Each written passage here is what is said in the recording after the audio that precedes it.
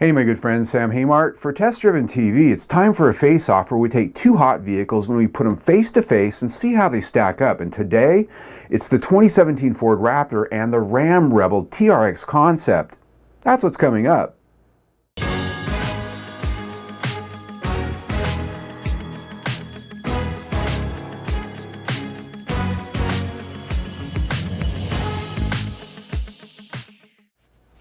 Alright, so let's get to it. Now, last time we did this on a very informal, sort of like I do our mowdown videos, where it's unscripted, unedited, and I've just got some notes right here to go down the list of all the things that really need to be the key things we talk about when we compare these two vehicles. And the first one I'm going to hit you with is the fact that this is a concept versus a production vehicle. And now, we've done this before. We did this with the Nissan Titan Warrior and the Raptor.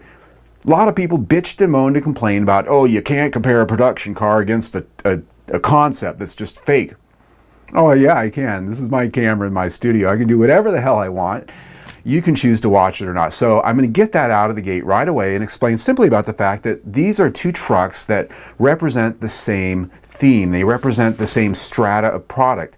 And the reason why I'm doing the competition is because, well, comparison, is simply because of the fact that it gets ratings. You love to watch it. I have fun doing it.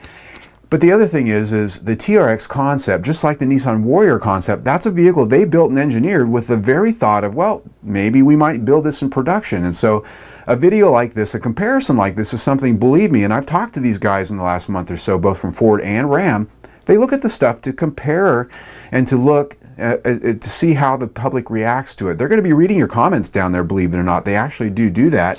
And of Nissan and Ram, I think that Ram is actually a lot closer to thinking about doing this truck on their own if they get enough public reaction out of it. So we're going to go down a list of what actually makes these trucks very similar, what you can compare the two, and let you guys talk about it and so they can read and see what you're thinking. Now, so the first thing, obviously, is the fact that these are uber off-road vehicles, right? They're way far and above the standard off-road package like the FX4 or even the Rebel in this case, because the Raptor, as you most know, big fenders, big suspension, a lot more power, and it looks the part. It's got all kinds of visuals inside and out that not only make it more expensive, but make it the ultimate factory off-road toy. That's what it's about.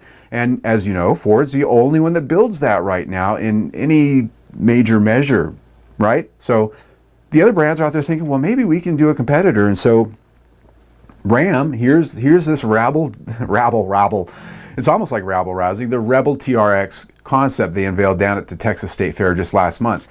This vehicle's got all the same stuff that you're going to find on the Raptor relative to visuals. You got big, buff, muscled fenders front and rear. You've got snorkel hood, scoop. You've got skid plates everywhere. You've got all sorts of little bits and pieces all over the thing that really make it stand out, that make it look hot. The kind of stuff that you normally see at the SEMA show that you can bolt onto your own from the aftermarket. A lot of the stuff they've really integrated in a design sense, to really give it that OEM/custom look.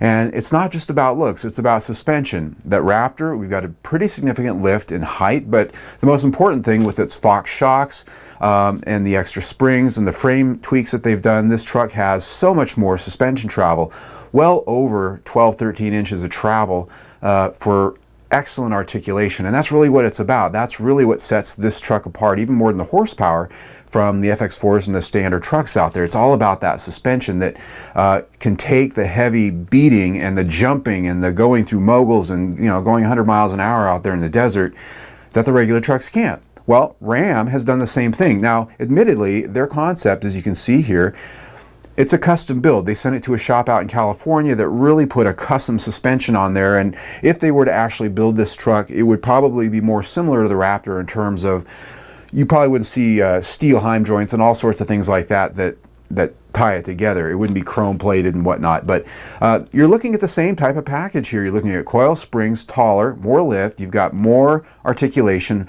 right around 13 plus inches, they tell us. Very similar to Raptor in that way. It's really the same packaging level when it comes to what it's got mechanically and what it can do out there off-road.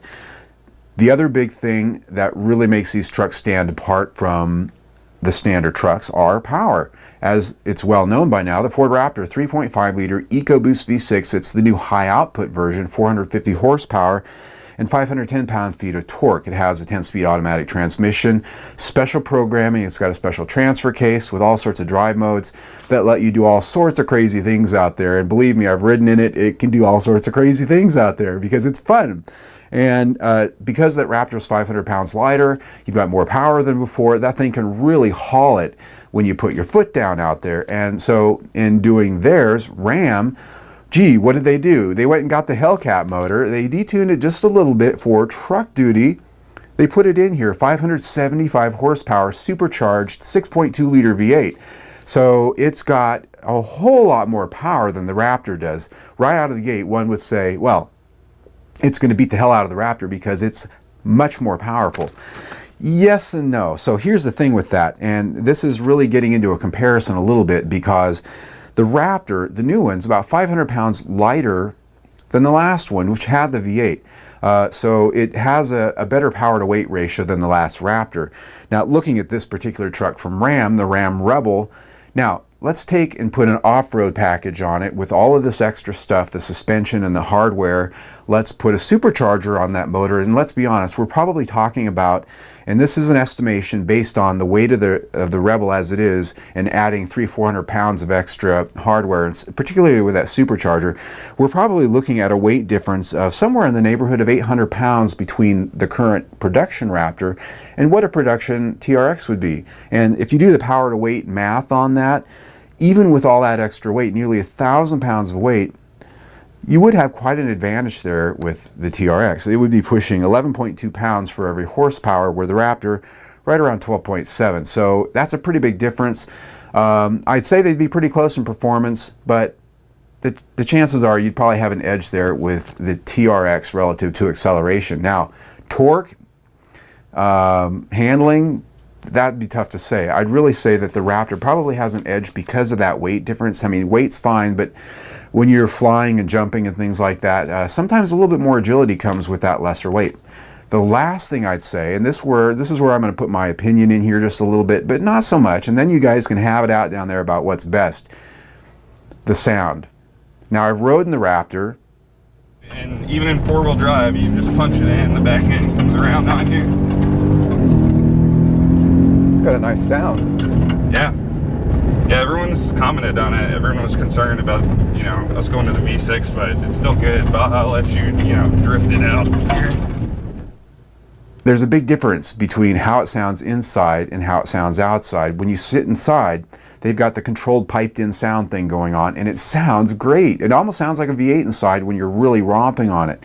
Now on the outside,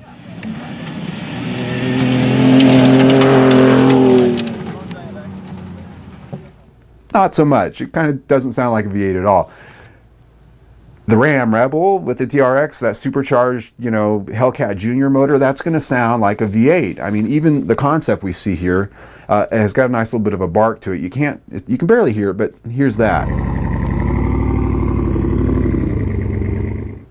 So that, I think, when it comes to appeal, when it comes to what people see and hear driving down the road or standing next to the curb, that's going to be the thing that really sets these trucks apart in terms of what makes people choose one or the other if the Ram got built. And that's simply because Ford, I really believe they're going to sell every one of these Raptors they can build, even with that engine that some people might say it sounds like an angry chainsaw when it drives by.